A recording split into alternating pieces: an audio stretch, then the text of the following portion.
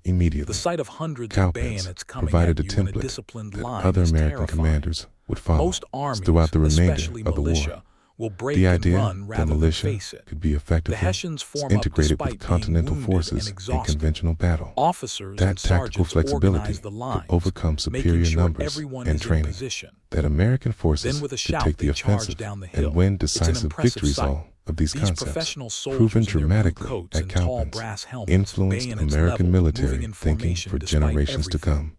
For a The moment victory it looks like it also might work. restored The American Americans confidence directly in front of throughout them the start South to give ground, after the but then the disasters American of sides 1780. react.